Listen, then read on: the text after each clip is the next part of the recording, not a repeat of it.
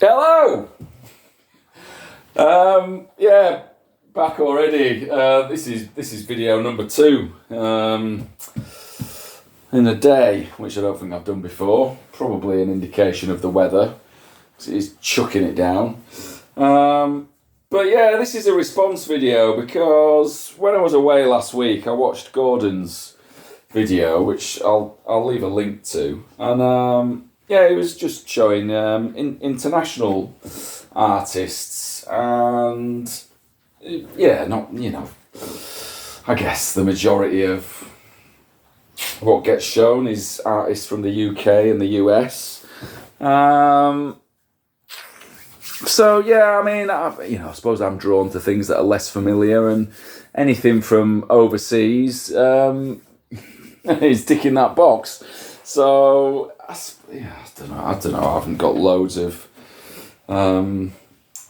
music from international artists, but I got a few things. But yeah, anyway, it got me thinking when I was away, and I started looking through my Discogs and making a playlist of things that came to mind, and yeah, and I was driving around listening to that and messing around with it and adding to it, and yeah, and basically this is it.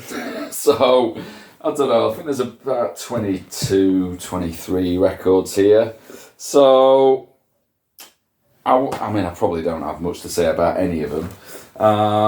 But I'll race through it. I mean, it is all about the playlist. Every track on there is absolutely worth your time. So if you're interested, you can check them out. But yeah, this first one's Scara Bray. So this is their only LP. They're Irish folk band. This is from '71. I think it's all in Gaelic. I think there's 3 siblings here, probably these 3. Prefer the vocals when it's the girls singing. It's on Gael Lynn. This is Mary Boyne Person. This album was first out in '89. This pressing is from 1990 on Real World. So yeah, it's a Sami folklore album. So yeah, Sampi being the area of Scandinavia, right in the north. I think a lot of it's within the Arctic Circle. Yeah, so I mean, it's pretty magical, some of this album, to be honest. I've no idea what it's all about. Sort of reminded me a little bit of some of the more ethereal moments of Dead Can Dance when I first heard this. But yeah, I really rate this. So yeah, this is a bit of a super group of these Brazilian artists, and this album used to be cheap. I've just checked, it's maybe going more like a tenner now. Maybe 10 to 15 quid. It's absolutely worth that. It's from 1981, so I suppose it's easy to overlook because it's not sort of classic era, sort of bossa nova or Brazilian music in general, I suppose. But yeah, I rate this highly.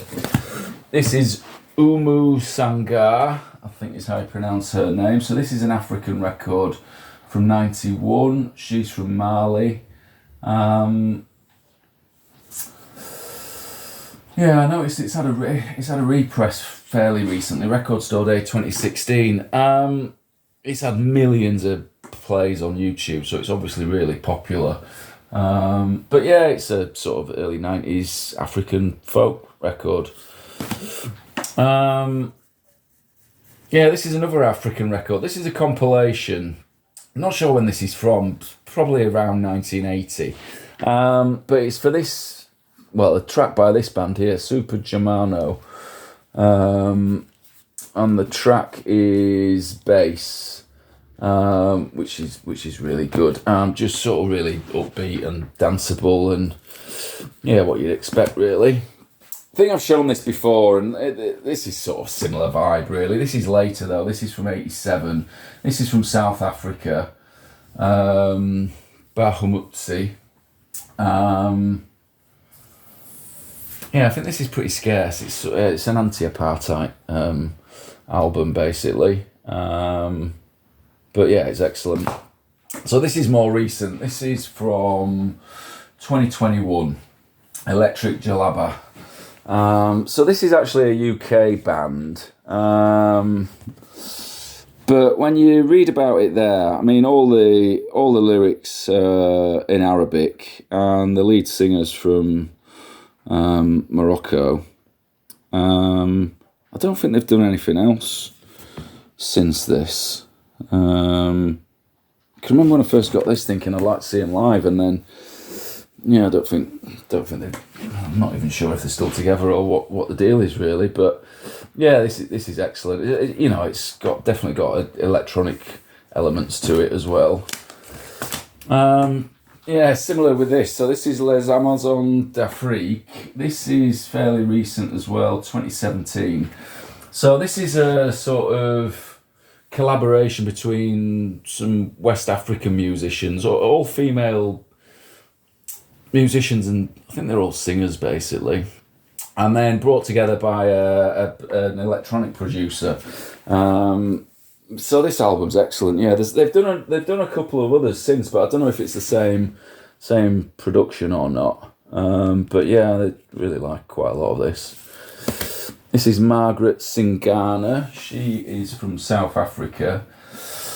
This maybe has got quite a heavy sort of Western influence, but I mean, I'm not going to hold that against it. It's got an amazing cover version of "Why Did You Do It," the song by Stretch. So yeah, when I first got this, I could not stop playing that. I think that song was originally released in 75. This is 77. This is Trilok Gurtu. So he's an Indian percussionist. This is from 1988. Featuring various people there, Don Cherry and others. Yeah, so this is definitely worth checking out. So this is Triatma. So they're a German Indian band. Did a few things. This is from '82. I like the cover. I absolutely love this picture here, and this is what it sounds like, and it is that good. It's got a bit of a new age sort of sound to it, but yeah, this is a great record. This is Shusha. So she's an Iranian folk artist, amongst many other things. Done loads of albums. This one's from '72. This is another one that hasn't particularly got much of an Iranian influence on it, but it's still a really nice LP. Quite a lot of cover versions on here, if not all cover versions. I've put this one on here, this Jacques Brel tune, The Devil. Yeah, I've had a few others of hers that I haven't kept. But yeah, there's plenty that I've not heard. So I made a bit of a mistake with this one. So American Gypsy, I was under the impression that they were a band from the Netherlands, but it turns out they're an American funk band who were just settled in the Netherlands and were based from there during the 70s. So this album's from 74. I think this pressing's from 75. It's got this track, Inside Out, which is still up there as one of the most incredible intros to any tune of all time, I think. I absolutely love that. So yeah, if you've never heard that, certainly worth checking out. I can remember it took me 20 years to get this record, and then when I found one, it was actually a white label promo from a bookshop in Harrogate. I mean, it's not a difficult record to find. It's probably like 30 quid, but you don't see it that much. This is Spiteri. So they're like a UK prog rock funk band, Latin rock, because featuring Venezuelan artists. There's some great stuff on this. I think this is a cheap record. It used to be really cheap. I can remember finding another copy from a mate a few years ago, and it was a few quid. But I guess it's probably like a tenner or something. It's well worth that. This is Renee. So this album's from 1980. I think this is an 82 repress. Sort of pop band from the Netherlands. But not, definitely got a guitar sound and not throwaway pop music at all, but maybe a bit of a new wave sort of thing going on as well.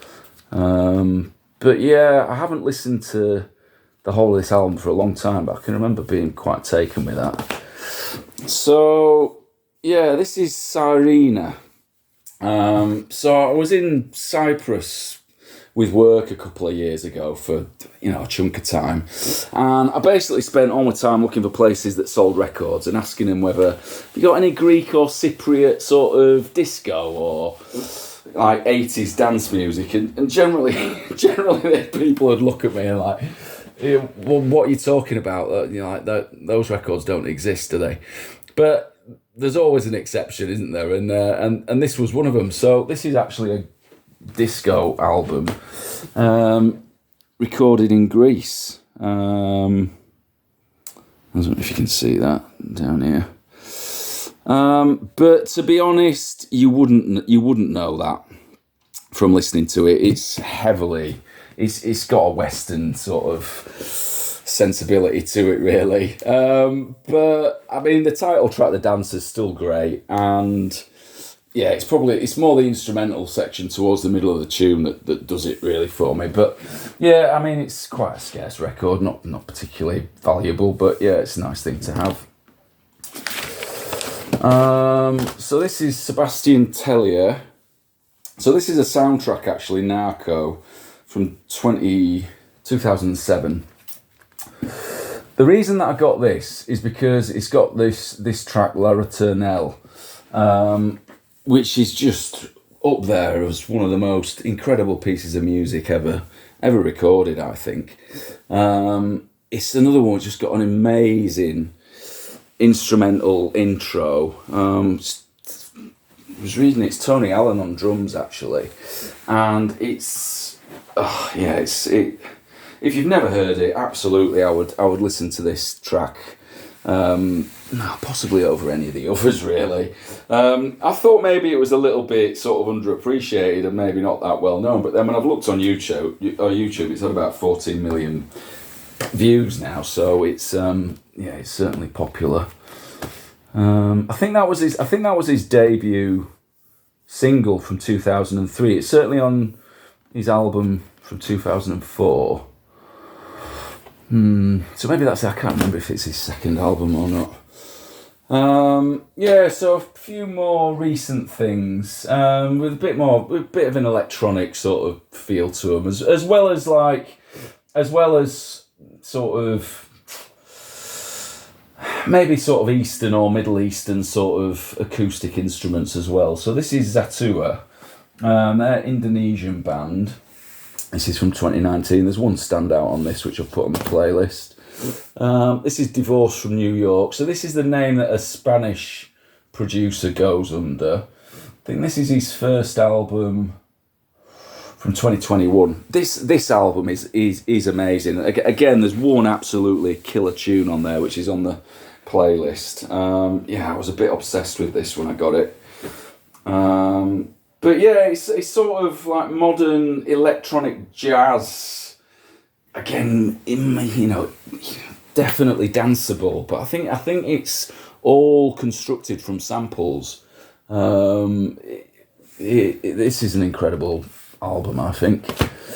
So this is the band Insane La. This is from 2019. This is basically just one piece of music, 40 minutes, split over two sides. So it's basically sort of a psychedelic, trance-like, Turkish trip, really. Esoteric Anatolian motifs, an immersive LP of shamanic techno folk from Istanbul's Insane La.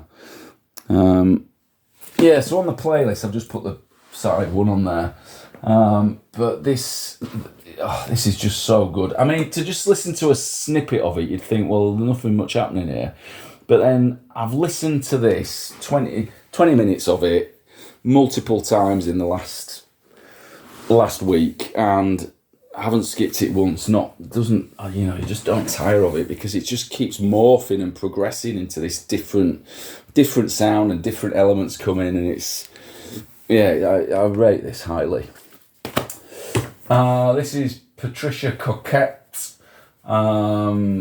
He's a Lithuanian electronic artist, so I mean this is pretty banging, to be honest. But this was based around a trip to Thailand, to Phuket, to one of the festivals, Nine Emperor Gods Festival.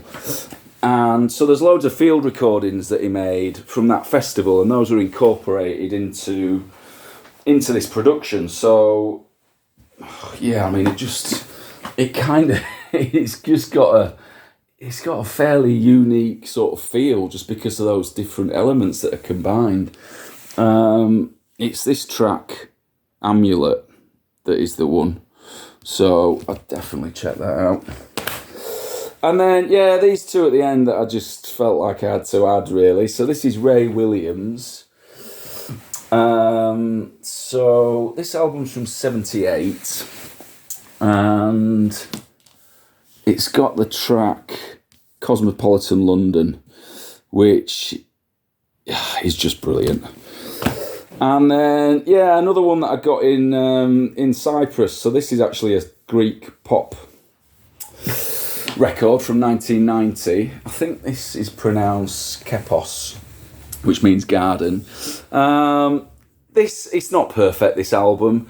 It's best when she's singing and the two fellas are leaving her to it. There's probably two standout tracks, and I've recorded one of them and put it on the playlist. So yeah, you can check that out if you want. Cheers.